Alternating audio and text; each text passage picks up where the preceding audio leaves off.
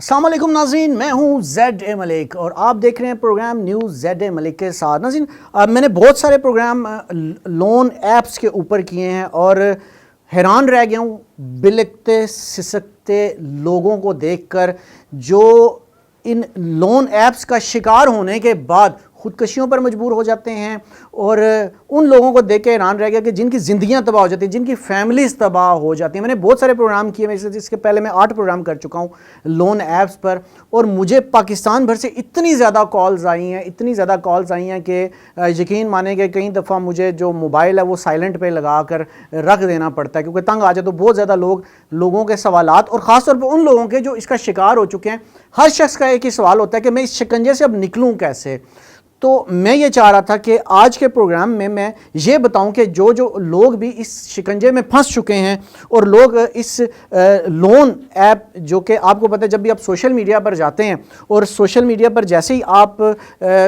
جیسے فیس بک ہو گیا یا اس سے ریلیونٹ جتنے بھی پلیٹ فارموں پہ جاتے ہیں، تو اٹریکٹیو قسم کی آپ کے سامنے اشتہار آ جاتے ہیں، اور لوگ اپنی مجبوری کے عالم میں یہ سوچتے ہوئے کہ چلیں کسی نے کوئی بل دینا ہوتا ہے، کوئی یہ سوچ رہا ہوتا ہے کہ چلو وقتی میری مجبوری ٹل جائے گی، بعد میں انہیں واپس کر دوں گا، تو وہ قرض لے لیتا ہے، لیکن اس سے یہ نہیں پتا ہوتا کہ وہ ایک ایسے شکنجے میں پھنسنے جا رہا ہے جس سے نکلنا بعض اوقات تو لوگوں کو ناممکن دکھائی دیتا ہے، اور یہ پھنساتے بھی ایسے ہیں کسی بھی شخص کو کہ وہ پھر نکل ہی نہیں پاتا اور وہ پریشان رہتے ہیں۔ اچھا، جو لوگ مجھے بہت ساری کالز کی ہیں، جن لوگوں نے، میں نے بہت سارے لوگوں کو کالز کے اوپر بتایا تو ہے کہ وہ کیا کر سکتے ہیں، لیکن میں آج کے پروگرام میں آپ کو بتاؤں گا کہ جو لوگ اس میں پھنس چکے ہیں وہ اس سے نکلیں گے کیسے۔ لیکن اس سے پہلے یہ سمجھنا ضروری ہے، حالانکہ میں یہ بات پہلے پروگرامز میں بھی بتا چکا ہوں کہ لوگ پھنستے کیسے ہیں، تھوڑا سا میں آپ کو آج کے پروگرام میں دوبارہ اس بات کے اوپر لانا چاہوں گا کہ لوگ پھنستے کیسے، تاکہ جب میں آگے بات کروں تو اس کی وضاحت ہو سکے اور آپ کو اس بات کا جواب مل سکے کہ آپ نے اس سارے مسئلے سے نکلنا کیسے ہے۔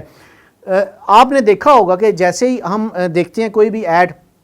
لون ایپ کا سوشل میڈیا پلیٹ فارم، اپنی مجبوری کے تحت ہم جو ہے وہ اس اپلائی کر دیتے ہیں کہ یہ پیسے ہمیں دے دیے جائیں، لیکن ہوتا کیا ہے، جیسے ہی ہم اس اپلائی کرتے ہیں ہمیں ایک فارم فل کرنا پڑتا ہے۔ فارم جب ہم فل کرتے ہیں، فارم فل کرنے کے بعد وہ جب بہت ساری باتیں ہم سے کر چکے ہوتے ہیں، عموماً یہ ہوتا ہے کہ وہ بتاتے ہیں کہ آپ کو 50,000 سے لاکھ روپے تک جو ہے ہم لوگ لون دیں گے، لیکن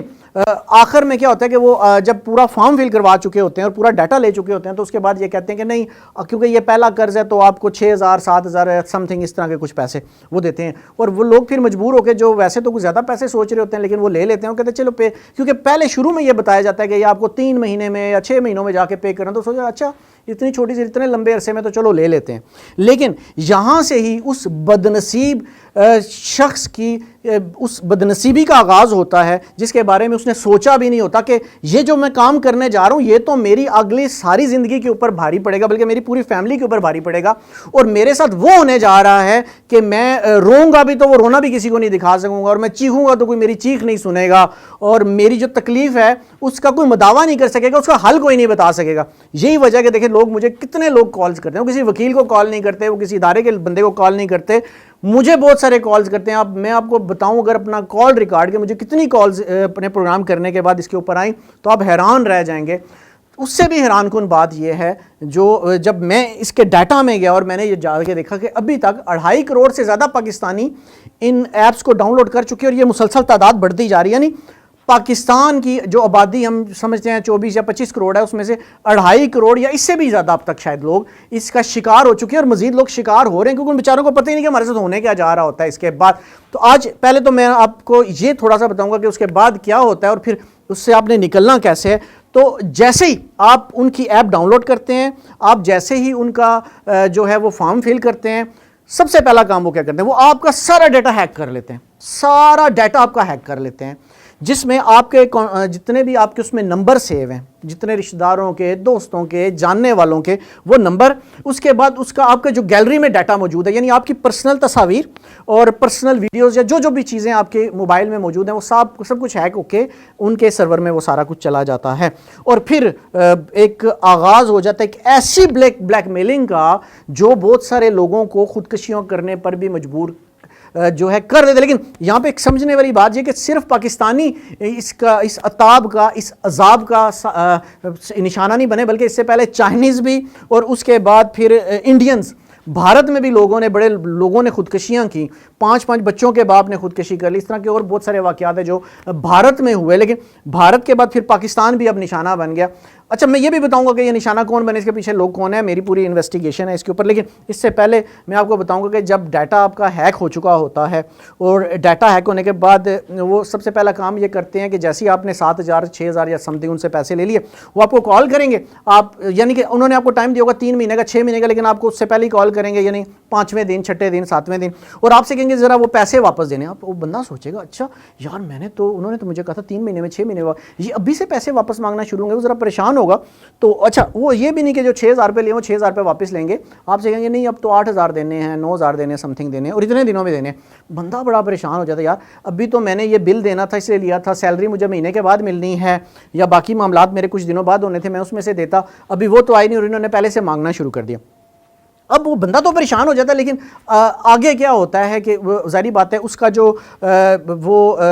جس مصیبت سے اس نے نکلنے کے لیے وہ نئی مصیبت میں پھنس چکا ہوتا ہے۔ اچھا 2 باتیں ہوتی ہیں، کیونکہ لوگوں کے پاس ایک دم وہ پیسے وہ اتنے بھی دینا مشکل ہو جاتے ہیں، وہ تھوڑا سا اس کو لیٹ کرتے ہیں اور وہ دے نہیں پاتے، تو اس کے بعد یہ کمپنیاں آغاز کہاں سے کرتی ہیں؟ سب سے پہلی چیز وہ یہ کرتی ہیں کہ جو آپ کے نمبرز، موبائل نمبر جو آپ کے ڈیٹا میں موجود ہوتے ہیں، جو انہوں نے ہیک کر کے وہ لے گئے ہوتے ہیں، جس میں آپ نے لکھا ہوتا ہے یہ چچا، ماما، تایا، ابو، امی، یعنی کہ جن نمبرز کے آگے لکھا ہوتا ہے، سب سے پہلے ان نمبرز پہ وہ کالز کرتے ہیں اور ان نمبرز پہ جا کر وہ کہیں گے کہ اس نے آپ کے ریفرنس سے یہ پیسے لیے ہیں،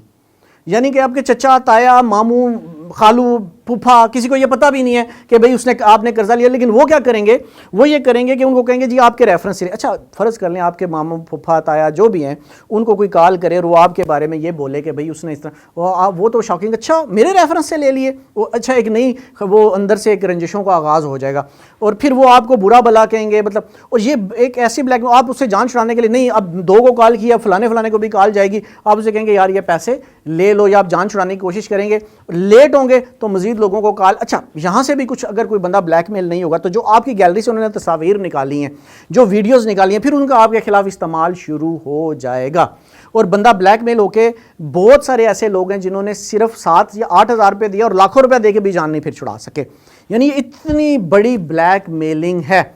اچھا اب ذرا تھوڑا سا چلتے ہیں کہ جس کے ساتھ یہ بلیک میلنگ سٹارٹ ہو جاتی ہے، وہ پریشان تو ہوتا ہے، جیسے میں نے بتایا مجھے بہت ساری کالز آتی ہیں، اور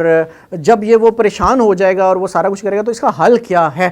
حل کی طرف بھی جاؤں گا، اور پھر میں آپ کو یہ بھی بتاؤں گا کہ ان بہت سارے لوگ جو اس کا شکار ہو جاتے ہیں،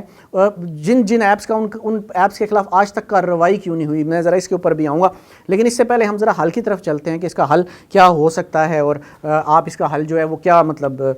کس طرح کر سکتے ہیں۔ دیکھیں اگر آپ اس بلیک میلنگ کا شکار ہو گئے ہیں اور آپ کا ڈیٹا ہیک ہو چکا ہے، اب پہلا آپ پہ اوپر حملہ کیا ہوگا؟ پہلا حملہ یہ ہوگا کہ وہ فوری طور پہ آپ کے جتنے کانٹیکٹس ہیں ان کے اوپر وہ فونیں کریں گے اور ان کو کہنے کی کوشش کریں گے کہ آپ نے پہلے یہی کرنا ہے کہ جو لے چکے ہیں اور اب اس مسئلے کا شکار ہیں، ان کو یہ خوف ہے کہ ابھی یہ کام ہونے والا ہے، وہ فوری طور پہ ایک میسیج بنائیں، اس میسیج میں جتنے آپ کے کانٹیکٹس ہیں، جتنے نمبرز آپ کے ساتھ ایڈ ہیں موبائل میں، ان سب کے ایک میسیج بنائیں، اس میں لکھیں کہ میرا ڈیٹا جو ہے ہیک ہو چکا ہے، اور